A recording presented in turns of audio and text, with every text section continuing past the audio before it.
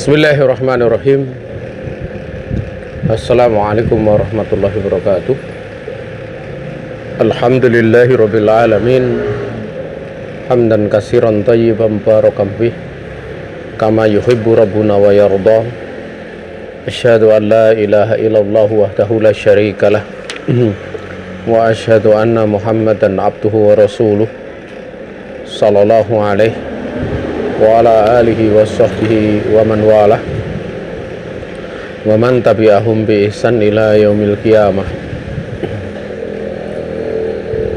Di sore ini kita akan lanjutkan pembahasan dari Fiqhus Sunnah Linisa, dan kita masih membahas seputar masalah sunnah-sunnah dalam sholat yang sifatnya qauliyah, ya, yang sifatnya ucapan, dan kita sudah menginjak pada bagian terakhir, yaitu ad-dzikru wa du'a'u ba'da sholah, dzikir dan doa setelah sholat. Dari cara memberikan temanya itu nampak mu'alif berpandangan bahwa doa di akhir sholat adalah doa setelah salam dan bukan doa sebelum salam. Ya, sebagaimana nanti akan dijelaskan masalah tersebut.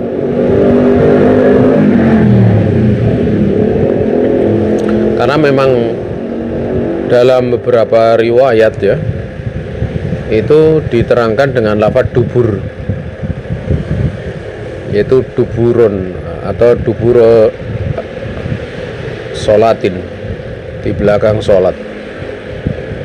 Dan dubur sholat itu memang jumhur ulama berpandangan setelah salam, sementara sebagian ulama yang lain itu berpandangan bahwa dubur sholat itu adalah sebelum salam. Tapi sebagian ulama merinci, seperti Syekh Muhammad bin Shalih Al-Utsaimin, juga Syekhul Islam, itu apabila penyebutan dubur itu keberadaannya kaitannya dengan dzikir, maknanya adalah setelah salam, ya, karena Allah berfirman, wa idza qadaitumus shalah fadhkurullaha al-ayah. Apabila kalian telah menyelesaikan sholat, maka ingatlah oleh kalian Allah Subhanahu wa taala. Al-ayah, ya.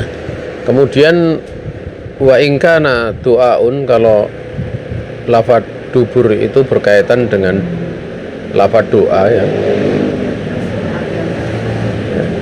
Dubur sholat itu kaitannya dengan doa, faqobla salam, maka itu adalah sebelum salam. Kenapa? Karena dalam beberapa riwayat Nabi mengajarkan, setelah mengajarkan tentang at-tahiyyah, demikian pula dalam riwayat yang lain digandengkan dengan apa?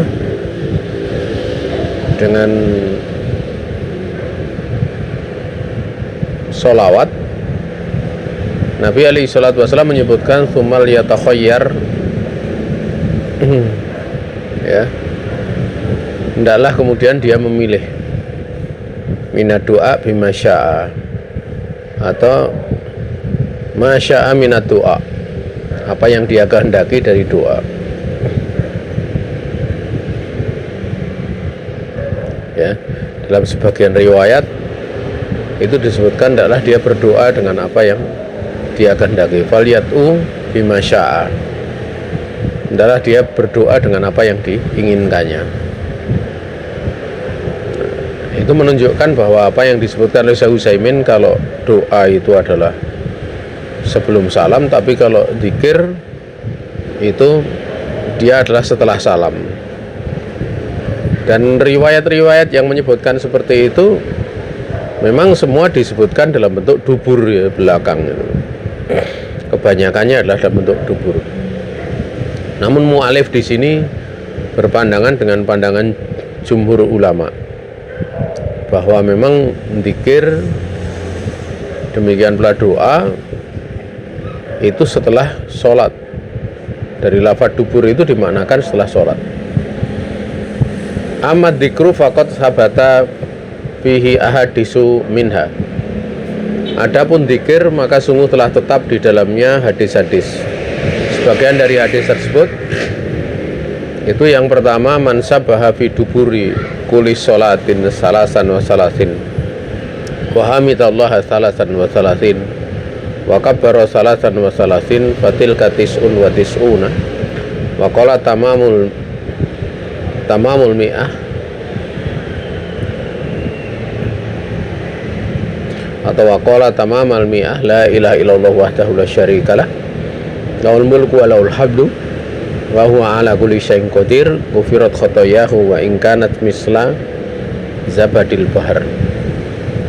Barang siapa bertasbih di dubur setiap sholat wajib, maksudnya dubur di situ setelah sholat di belakang sholat wajib, 33 kali dia bertasbih, memuji Allah 33 kali, bertakbir 33 kali, maka jumlahnya menjadi 99.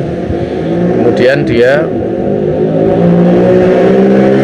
mengucapkan yang ke-100, yaitu la ilaha illallah wahdahu la syarikalah lahul mulku wa lahul hamdu wa huwa ala kulli syai'in qadir, 1 kali berarti menjadi 100. Maka akan diampunkan kesalahannya sekalipun sebanyak buih di lautan. Nah, ini lafaz dubur yang dimaksud di sini adalah dubur setelah salam.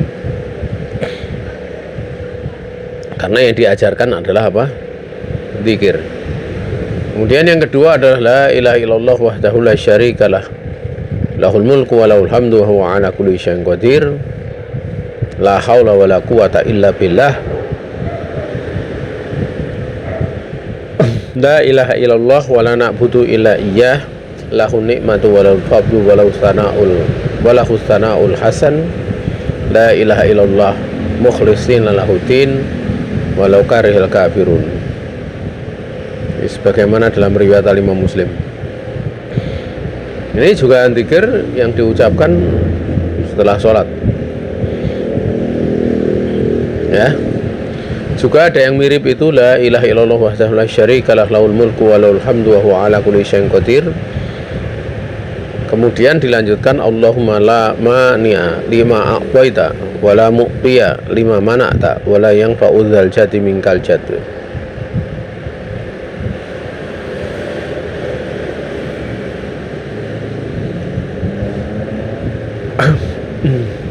Sebagian ulama ada yang menggabungkan jadi satu, ya, antara kedua ketiga itu. Tetapi sebenarnya yang kedua itu satu riwayat tersendiri dan yang ketiga satu riwayat tersendiri. Makanya kalau dalam kitab ini ya memang disebutkan satu-satu gitu. Ya, kalau yang digabung itu jadi nanti pada lafaz la ilaha illallah wahdahu la syarikalah lahul mulku wa lahul hamdu wa huwa ala kulli syai'in qadir, itu cukup disebut satu kali saja. Ya. Karena diawali sama-sama kedua zikir itu demikian, hanya saja pada lafaz la haula wala quwata illa billah sampai akhir, atau yang kedua yaitu Allahumma la mani alima aqaita sampai akhir, itu kemudian digabung. Namun dibuka dengan la ilaha illallah wahdahu la syarikalah lahul mulku wa lahul hamdu wa huwa ala kulli syai'in qadir. Tapi yang benarnya adalah ini, karena ini diajarkan oleh Nabi sendiri-sendiri, manakala mau diamalkan ya sempurnanya dengan tamam, dengan sempurna.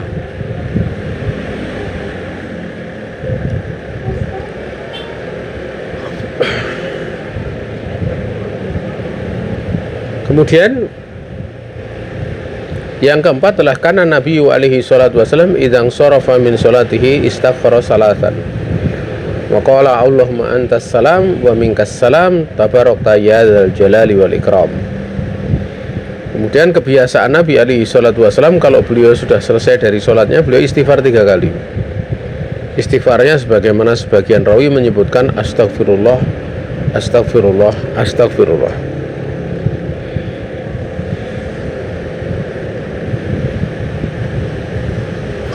Baru setelah itu mengucapkan, wahai Allah, engkau adalah zat, engkau adalah assalam, dan assalam, keselamatan itu minka, dari engkau, maha berkah engkau wahai zat yang maha mulia, maha tinggi, maha agung lagi maha mulia.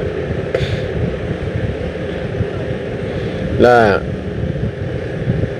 dzikir ini itu adalah dzikir yang pertama kali diucapkan Nabi setelah salam. Langsung istighfar 3 kali, kemudian Allahumma antas salam. Makanya dijelaskan ukurannya di atas dzikir itulah kemudian baru beliau berbalik menghadap ke makmum.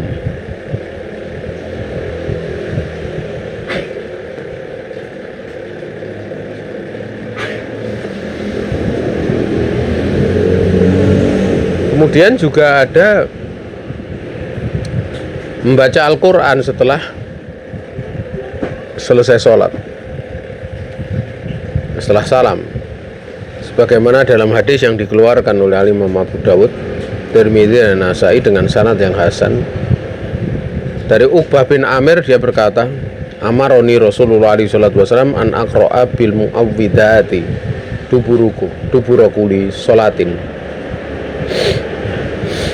Rasul SAW telah memerintahkan diriku untuk aku ini membaca al-mu'awwidati di belakang tiap kali sholat, yaitu sholat wajib, termasuk sholat Jumat. Ya. Al-mu'awwidat itu diterangkan oleh para ulama, itu adalah pertama al-ikhlas, qul huwallahu ahad. Yang kedua adalah al-falaq, qul a'udzu birabbil falaq, sampai akhir. Baru kemudian anas, qul a'udzu birabbin nas.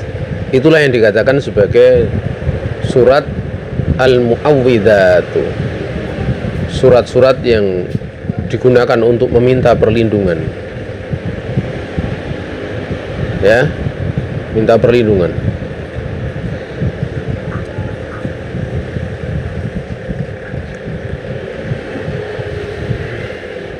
Makanya isinya ya di situ memang minta perlindungan kepada Allah. Ya, memang yang lebih nampak di dalam meminta perlindungan itu pada 2 surat terakhir, yaitu al-mu'awwidatain gitu, atau al-mu'awwidatani, yaitu qul a'udzu birabbil falaq dan qul a'udzu birabbin nas. Ya. Naam.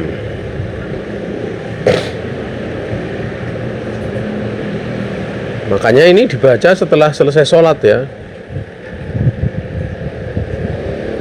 Dan di situ kalau kita lihat dari 3 surat itu dibaca pertama kan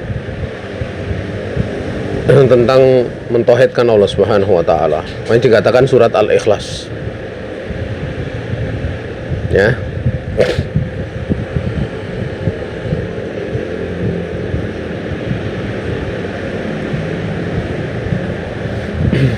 Kemudian ya, yang kedua itu surat Al-Falaq, yang ketiga adalah surat An-Nas. Sehingga di situ dari urutan-urutan menunjukkan meminta perlindungan itu setelah sebelumnya menyanjung Allah. Surat yang dibaca adalah surat yang isinya sanjungan terhadap Allah, bahwa Allah itu Ahad, zat yang Maha Esa, bahwa Allah itu As-Somad, zat yang seluruh makhluk bergantung kepadanya. Dan juga pensucian Allah dari seluruh kekurangan,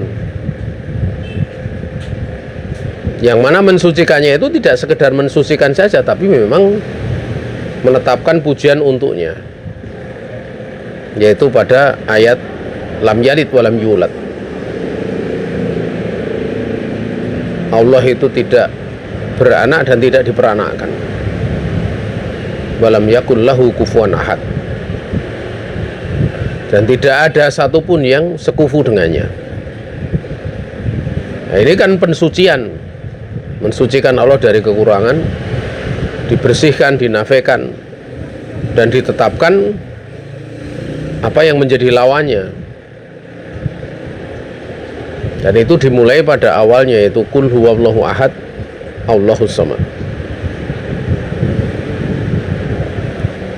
Sehingga pada bagian akhir itu untuk menguatkan pujian di awal.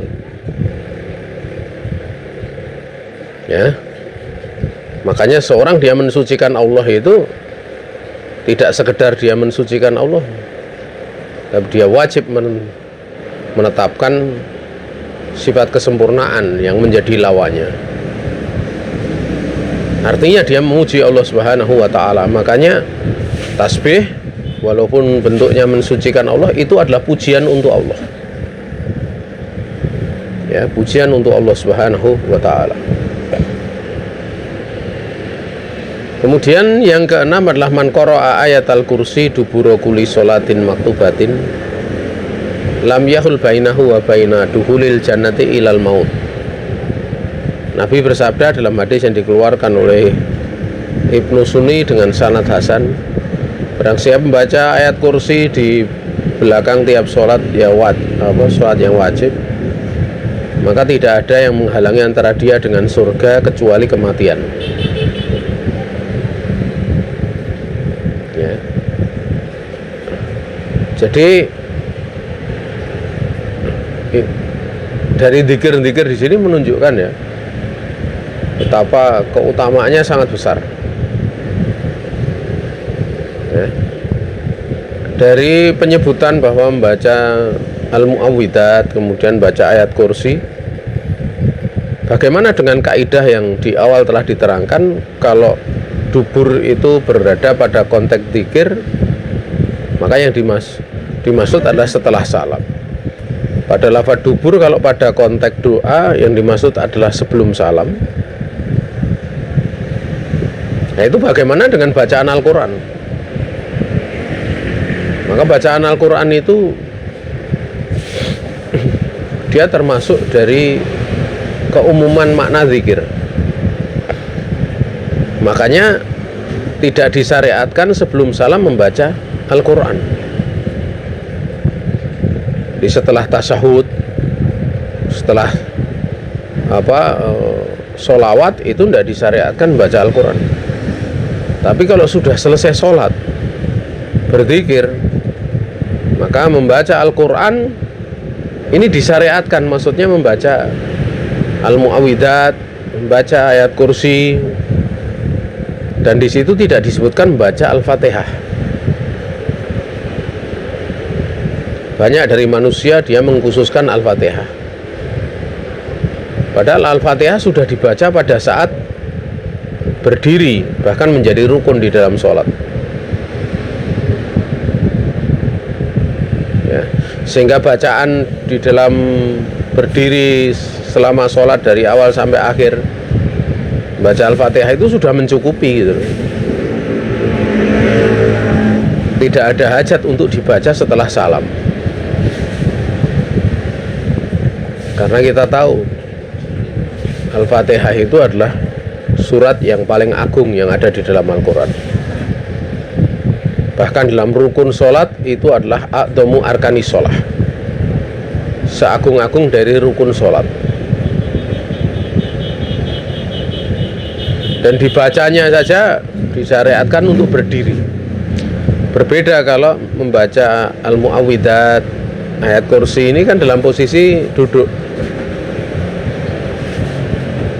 Namun duduknya karena sudah selesai sholat ya tidak ada masalah. Nah, kalau dibaca misalnya sebelum salam, nah itu jelas di situ ada salah penempatan, karena posisinya duduk dan masih di dalam sholat. Beda kalau setelah sholat duduk, maka tidak ada masalah membaca Al-Quran. Ya,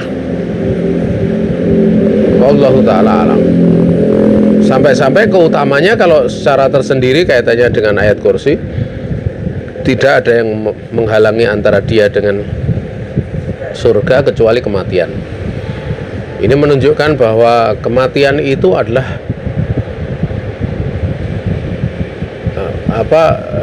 sekat antara dunia dengan akhirat.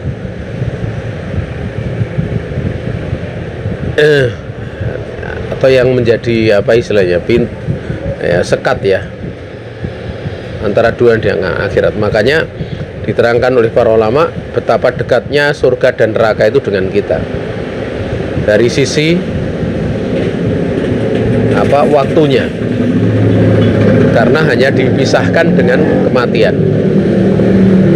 Makanya Nabiullah alaihi salatu wassalam bersabda, inna ahadakum la ya'malu bi amali ahlil jannah hatta ma yakuna bainahu wa bainaha ila dhira fayasbiqu alaihil kitab fayamalu bi amali ahli nar fayadkhulaha.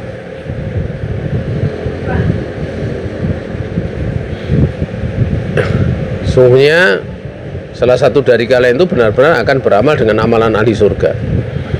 Tidak ada yang membatasi antara dia dengan surga, ma bainahu wa bainaha, kecuali hanya satu dirok saja. Ya.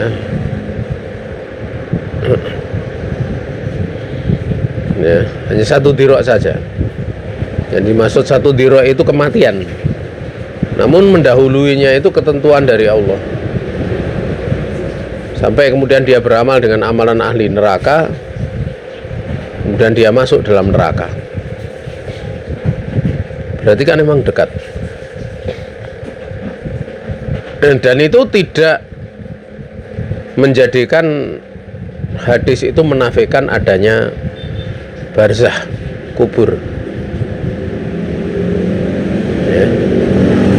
Barzah, kubur. Walaupun setelah mati sampai dia hari kiamat itu dalam pandangan mata kita, dalam pandangan pikiran kita ya lama gitu. Tetapi bahwa kubur itu sendiri termasuk bagian dari pembalasan akhirat. Makanya ada nikmat kubur dan ada siksa kubur. Ya, ada nikmat kubur dan ada siksa kubur. Makanya kubur dikatakan awalu manazilil akhirah. Tempat pertama, tempat persinggahan pertama dari persinggahan-persinggahan di akhirat. Nah,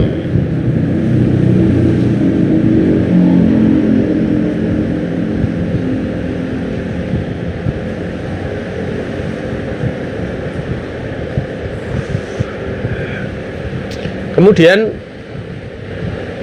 beliau melanjutkan wa ammad du'a'u ba'da sholah. Adapun doa setelah sholat, jadi beliau memang langsung berpendapat dengan pendapat jumhur ya. Faqad shoha ani Nabi alaihi salatu wassalam bi'idati siyagin minha. Maka sungguh telah sahih dari Nabi alaihi salatu wassalam dengan beberapa bentuk. Sebagian darinya yang pertama, Allahumma a'ini ala dzikrika wa syukrika wa husni ibadatik. Ini dalam hadis Abu Dawud, Nasai dengan sanad yang sahih. Bahkan Nabi pada waktu menyampaikan ini kan sebenarnya kepada Mu'ad bin Jabal. Ya, usika ya Mu'ad la tada'anna duburo kuli sholatin Allahumma a'inni ala zikrika wa syukrika wa husni ibadatik. Aku wasiatkan kepada kamu wahai Mu'ad, jangan benar-benar kamu meninggalkan di dubur sholatmu, di belakang sholatmu doa, wahai Allah, tolonglah hambamu untuk mengingatmu, untuk mensyukurimu, dan untuk membaguskan ibadah kepadamu. Ya, kita tahu bahwa doa itu hukumnya nggak wajib. Ya, tapi Nabi berpesan dengan lafadz wasiat. Maka mewasiatkan sesuatu yang hukumnya itu sunat itu tidak ada masalah. Ya, karena wasiat itu dari bentuk penekanan. bentuk penekanan. Makanya dalam pembahasan seputar masalah jenazah ya, itu diterangkan orang yang paling berhak untuk memandikan itu adalah orang yang diwasiati mayit. Sebelum meninggal dia berwasiat, nanti mandikan saya ini. Dengan catatan yang diwasiati itu dia tahu hukum-hukum memandikan jenazah. Jadi yang paling berhak itu adalah apa?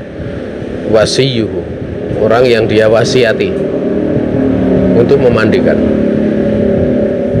Kita tahu mandikan jenazah itu secara hukum asalnya apa? Hukum asalnya fardu kifayah. Namun kalau ada pemwasiatan, maka yang paling berhak, paling afdol adalah orang yang diwasiati.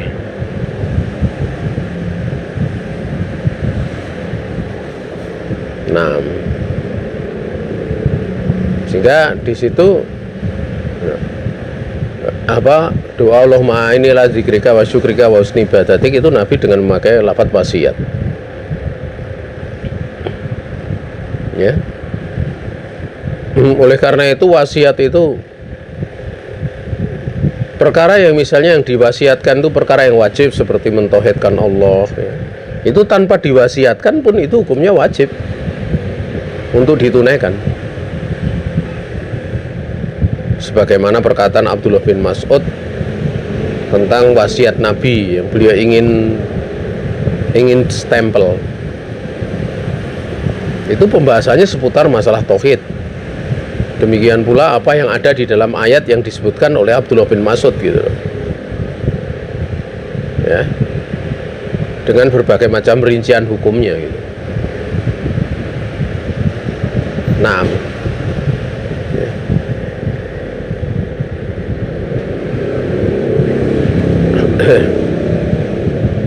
Jadi kalau itu bisa berlaku pada perkara yang wajib, pada perkara yang sunat ya.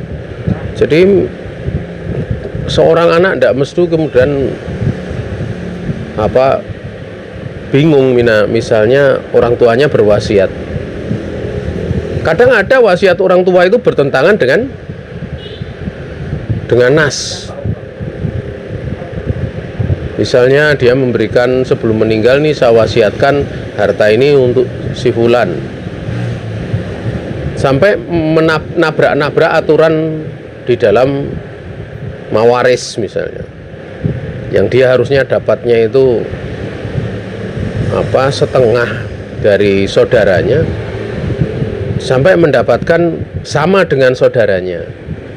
Misalnya anak perempuan dengan anak laki-laki. Nah itu wasiat seperti itu tidak berlaku. Jadi tidak perlu kemudian seseorang itu gelisah, nggak mengamalkan wasiat orang tuanya. Kapan itu bertentangan dengan nas gitu loh. Karena wasiat itu sifatnya penekanan dan tidak boleh melampaui batasan syariat. Ya. Dan bisa diberlakukan wasiat itu untuk hal yang sifatnya sunat sekalipun. Seperti wasiat Nabi kepada Mu'adz bin Jabal untuk jangan benar-benar meninggalkan doa Allahumma a'inni ala zikrika wa syukrika wa husni ibadatik. Kemudian yang kedua, Allahumma inni a'udzubika minal jubn wa a'udzubika min urada ila ardalil umur wa a'udzubika min fitnatid dunya wa a'udzubika min adzabil qabr. Wahai Allah, sungguhnya hamba mohon perlindungan kepada Engkau dari sifat penakut. Hamba mohon perlindungan kepada Engkau dari hamba ini dikembalikan kepada umur yang paling hina. Maksudnya menjadi tua renta. Tua renta menjadi istilahnya pikun dan semisalnya. Itunya ardalil umur. Hamba mohon perlindungan kepada Engkau dari fitnah dunia. Hamba mohon perlindungan Hamba mohon perlindungan kepada Engkau dari fitnah dunia. Hamba mohon perlindungan kepada Engkau dari adab kubur. Nah, kalau ini bahkan dijelaskan oleh para ulama, sebenarnya diucapkan sebelum salam gitu. Tapi manakala ya, diucapkan atau didoakan setelah salam karena pendapat jumhur, ya di situ kita tidak mengingkarinya karena memang ada sisi kaitannya dengan lafaz dubur tadi ya, dubur sholah. Dan ini bagus doa ini ya.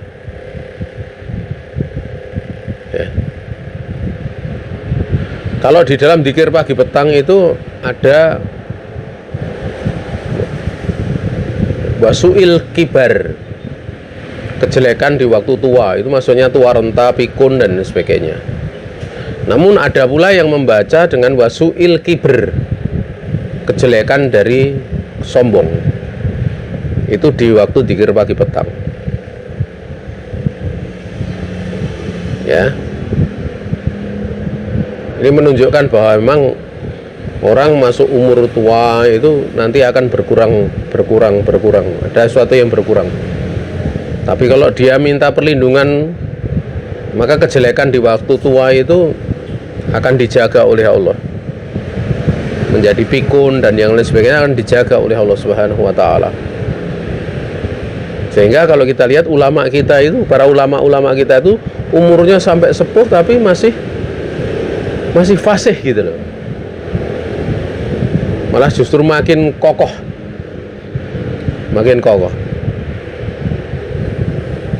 Bukan kemudian seperti kebanyakan orang kalau umurnya udah tua nanti makin lama makin pikun, omongannya kadang nyambung kadang tidak.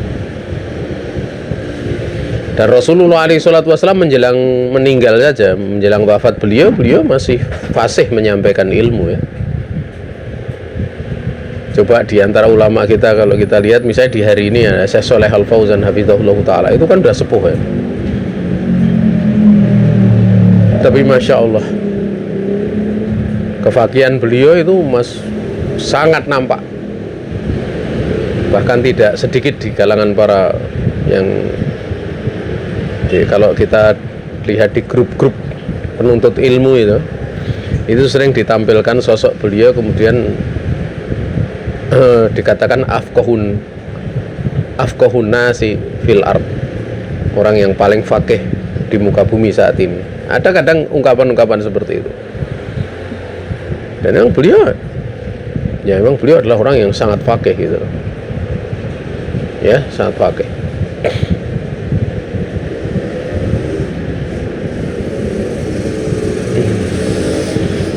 Hafizahullah taala. Kemudian yang ketiga, Rabbik kini adzabaka yauma tab'atsu ibadak. Wahai Rabbku, jagalah hambamu ya dari azabmu pada hari engkau membangkitkan hamba-hambamu, itu pada hari kiamat. Jaga. Selanjutnya Allahumma gfirli ma qadamtu wa ma akhartu wa ma asrartu wa ma a'lantu wa ma asraftu wa ma anta a'lamu bihi minni antal muqaddimu wa antal muakhiru la ilaha illa anta. Ini juga doa ya setelah salam menurut pendapat mu'alif ya ba'da sholah. Namun di dalam beberapa kitab seperti Hisnul Muslim itu ini dibaca sebelum salam. Wahai Allah, ampunilah hambamu dari apa yang telah hamba lakukan sebelumnya dan apa yang akan datang, dan apa-apa yang hamba sembunyikan dosa tersebut, dan apa-apa yang hamba nyatakan dosa yang terang-terangan, dan apa-apa yang hamba berlebihan di dalam melakukan perbuatan dosa,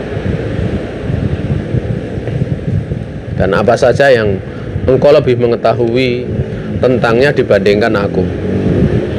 Engkau adalah zat yang maha muqaddim, yang mengedepankan, dan engkau adalah zat yang muakhir, yang maha mengakhirkan. Tidak ada ilah yang disembah dengan hak kecuali engkau.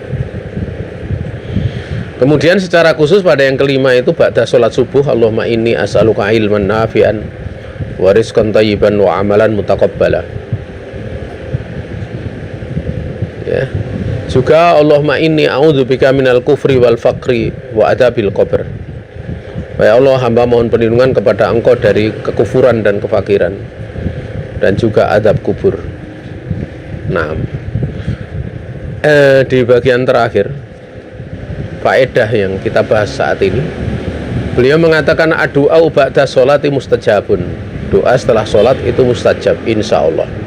Faqad qila ya Rasulullah ayud doa asma. Wahai Rasul alaihi salatu wasallam, doa mana yang lebih didengar? Nabi alaihi salatu wasallam mengatakan doa jaufal lail wa dubura sholatil maktubati. Itu doa di sebagian malam dan di belakang sholat wajib. Makanya ya, kalau kita lihat ada orang dia doa setelah salam mengangkat tangan, bisa jadi mengangkat tangan atau tidak, ya kita tidak ngingkari ya. Ya karena memang ada pendapat jumhur ulama berpandangan demikian. Dubur itu maknanya setelah salam. Namun sebagian ulama mengatakan hendaknya itu tidak dilakukan alal mudawamah, terus menerus. Maka dilakukan kadang-kadang atau kadang dia menjeda, itu tidak ada masalah. Ya. Namun memang di antara pendapat yang kuat itu yang mengatakan kalau doa sebelum salam, kalau dzikir adalah setelah salam. Ya, karena sama-sama lafadznya disebutkan dubur semua, dengan lafadz dubur. Dan dubur syai' itu bisa dua kemungkinan. Dubur sesuatu itu bisa dari bagian sesuatu atau di luarnya yang dekat. Dubur sesuatu itu. Makanya kalau dubur sholat bisa sebelum salam, bisa jadi setelah salam. Nah, hati-hati kalau ada orang doa setelah salam langsung itu bid'ah gitu. Hati-hati. Karena memang penunjukannya di dalam lafaz itu ada gitu. Karena ada dalam lafaz. Walaupun pendapat yang lebih kuat dalam masalah ini adalah seperti yang tadi telah dijelaskan di awal dari nukilan Syekh Muhammad bin Shalih Al-Utsaimin, kalau konteksnya itu dzikir berarti adalah sebelum salam, kalau pada setelah salam, kalau konteksnya doa adalah sebelum salam, karena ada pembatasan, ada qaid dari ayat kaitannya dengan dzikir, fa idza qadaytumus shalah fadkurullah, dan juga fal yatakhayyar masya'a.